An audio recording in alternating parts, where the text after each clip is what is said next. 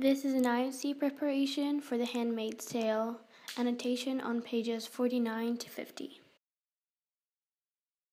The first highlighted sentence is used as a symbol for women's oppression and the death of their individuality and personalities. The words wound and chain also signify their imprisonment and the taking away of their freedoms.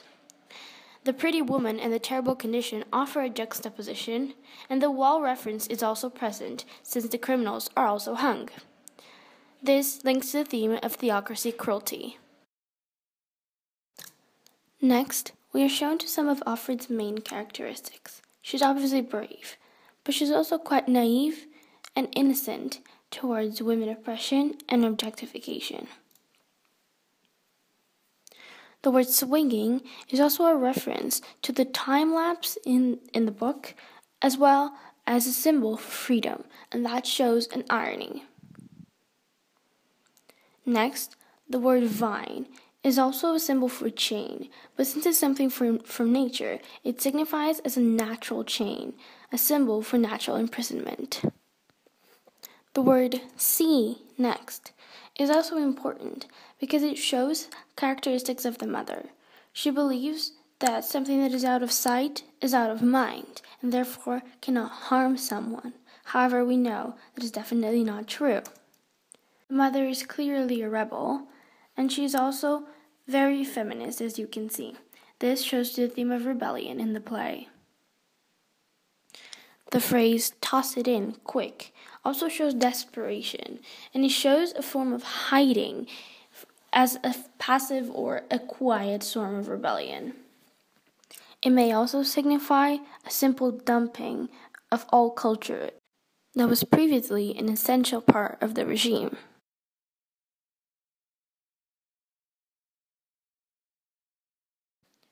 The word flames is very important because not only does it show powerful destruction, it also points to the color red, which is a symbol in the play for blood and for love, therefore death and pleasure. When Offred says she threw the magazine in the flames, not only does it show that she herself is reckless and is inside a rebel, but also it points to a historical reference of the throwing away of culture and the destruction of everything that used to be culturally important before a regime like that takes over, and how the population themselves join in.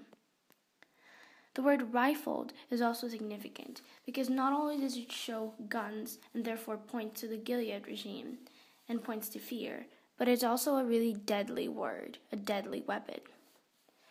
The wind of its burning is very important since it shows something that causes its own destruction, that causes its own harm, and that is linked to Offred's reactions towards the Gilead regime and her oppression.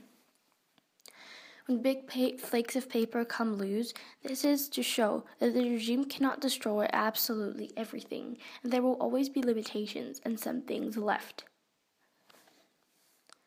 Next, we are shown to a reference of how women's rights and freedoms are completely being taken away. So the parts of women's bodies, their individuality and their personality, are being destroyed. The still on fire shows how it is constantly and ceaselessly happening. It never ends. And when Offred says, before my eyes, it shows that she is quite passive, that she watches but does nothing to stop it. Here, we are shown to some of Offred's confusion, its repetition for emphasis, but she's also lost. She has no idea what to do. Therefore, she repeats herself to try and find answers. This is an important feature of the themes of storytelling and recollection, and the fight between memory and time. When she says, I know I lost time, she is accepting of the fact she did nothing to stop the regime from being created or the regime from being maintained, and therefore this kind of shows her weakness, even though she realizes what she's done. The reference to needles, pills, or something like that is also extremely important. They symbolize the things the regime can do to make people forget and to change people's feelings about certain things. So the regime is essentially trying to help to forget. And this is an example of how things that are made are extremely artificial, and in a way tried to be lab controlled. Next, Alfred is telling how she could obviously not have lost that much time without help. Clearly, the regime does help because the regime wants the inaction from its subjects so that it can stay and remain in Gilead as something legitimate, or at least not opposed. When they say it was a shock, Alfred is not only separating herself from what she remembers and what is their fault, but she also clearly, even though she doesn't say it herself, it is an excuse and she knows it, but anyway, she prefers to believe it. This is also part of storytelling. The phrase, roaring in confusion like surf boiling, is a simile for chaos and for all the confusion that is happening. But it also offers a juxtaposition to the next, when she says, I can remember feeling quite calm. Therefore, through all the mayhem, she shows herself to be kept in control. She can remember screaming, but it's definitely not from her. This also shows the theme of storytelling.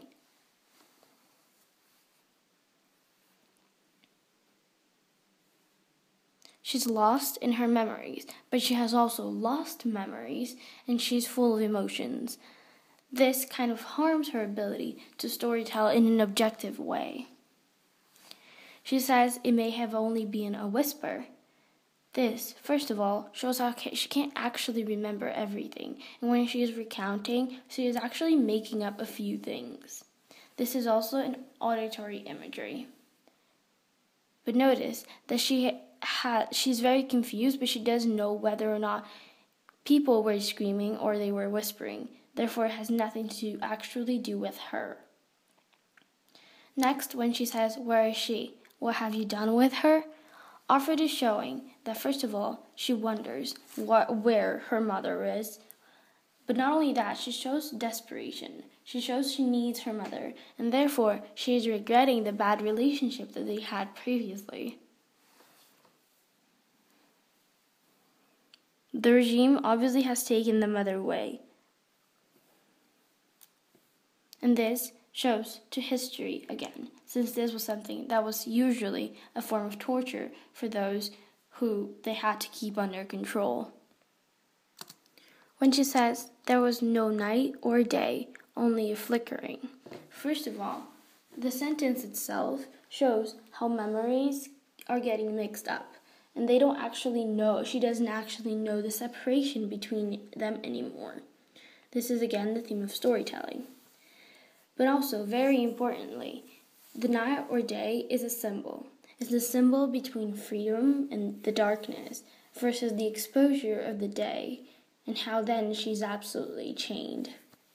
The flickering is a confusion. She doesn't know whether she's free or she's exposed. Now when she says, after a while there are chains again and a bed, and after that a window. Now when she says, after a while there were chairs again and a bed, and after that a window. She is first of all saying that has already happened and she remembers it, but she's also making a connection to a prison. That is the handmaid's room. It signifies her imprisonment in that room, which in the book she doesn't even call mine for the beginning. When it said, she is in good hands, they said, again, she's saying something the regime said, and it's separating herself from that. But also, the regime is trying to brainwash people into believing they will be okay, into believing the regime is taking good care of them, when in fact it's the one oppressing the people. Now, when they said, you are unfit, but you want the best for her, don't you? Again, that is a form of brainwashing. It's a form of making people believe the regime is the parental institution which will take care. However, that is apparently not really true. And because there are no quotation marks, that is basically when Alfred is assuming that is true. When Alfred is assuming that what they said is in fact reality, and it's in fact going to happen. And we see that the book proves it wrong. Now, the closed oval is also a symbol in the play. First of all, it shows something that is imprisoned because it's closed. But not only that, it's also a reference to women's wombs, and it's also a reference to fertility. It could also mean a reference to the wall itself. When Alfred says they showed me a picture of her, that shows that she's quite vulnerable to things that happened before and will give in to things when she sees her memories from the past, her previous life. When she goes on into recounting the way that she was, she is remembering, and she again is trying to put up this reality when it's only really memory for her. And now the tight behind her back, the back of her head, is a symbol for control, is a symbol for holding someone and imprisoning them. When she says, holding her hand was a woman I didn't know, this shows that the regime is attempting to replace the mother. Not only does that also link to the handmaids and to the wives, but it also shows the cruelty and the oppression of all classes in this regime. Next, when she says she was only as tall as the woman's elbow, that again leads to the whole issue of trying to remember, and the whole issue of trying to live with only the memories and the sad truth when the memories are so great. When she says she looked like an angel, solemn, compact, made of air, she shows not only how pure and light the person is, but also how intangible and vulnerable, how fragile they are. When she says, "You've killed her," I said, she not only remembers that she's making the accusation, but she's also scared. She's desperate of losing her. When she makes the reference to the white dress she's never seen, first of all, it shows peace because it's white, and because it's down to the ground, it can also show submission. But basically here, she's trying to remember, and that is the challenge of time to memory.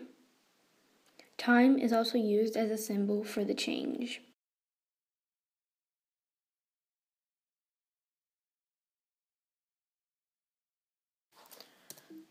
When she says she would like to believe the story she's telling, first of all, it shows that she is definitely separating her reality from story, that she is not confusing both.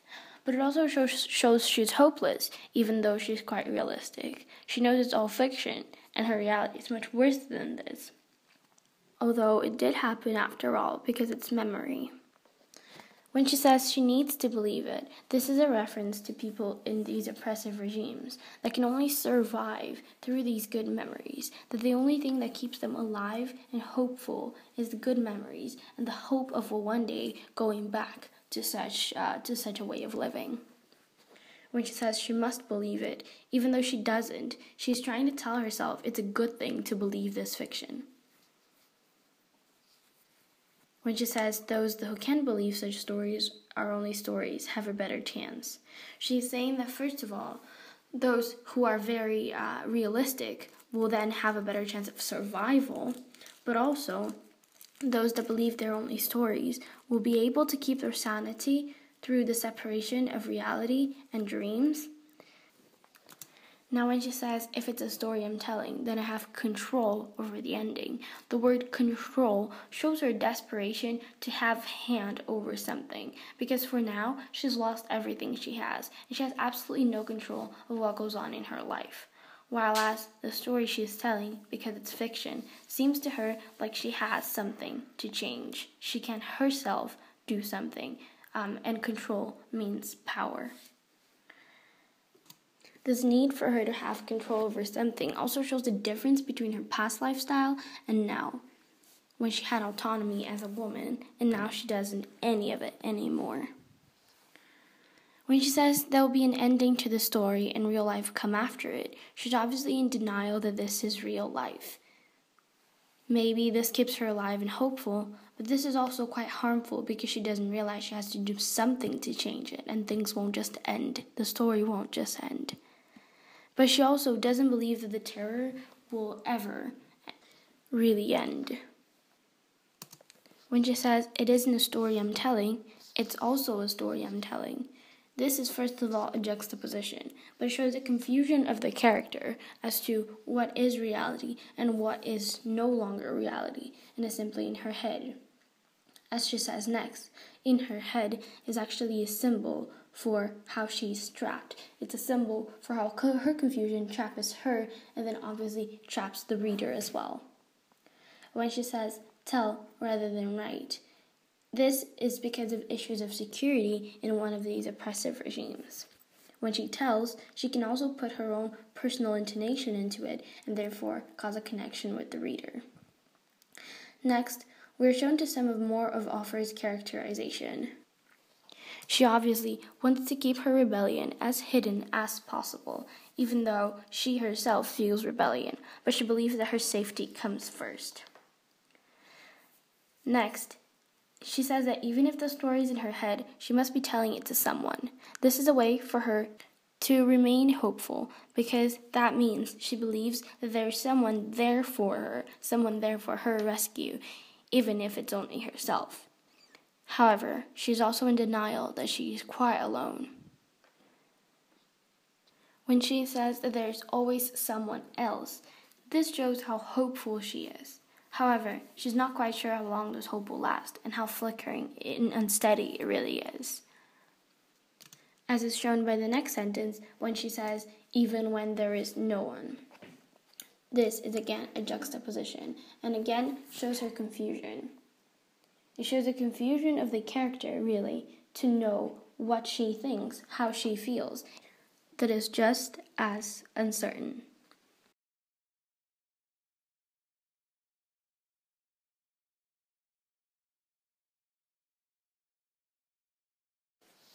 Next, she says that a story is like a letter and she'd write it to herself. When she says, just you, again, it contradicts what she said before and it shows her loneliness right now. When she says without a name, she means that she herself, first of all, has lost her personality, but she also means that is absolutely necessary for safety, because attaching a name attaches you to the world of fact. It attaches you to reality, and she's in denial that this is really her reality. This is also a reference to how Atwood doesn't actually date the story. Now when she says riskier, more hazardous, again she's trying to show the danger of these things, the danger the regime poses to her and to her safety. And this is a symbol for her own life, how she lives her lifestyle now. Now when she says, who knows what the chances are out there of survival, yours, I will say you. First of all, she says repetition. And secondly, it's also a direct connection with the reader. But what this shows is how she's believing. She's believing that you will survive. It's almost like a prayer.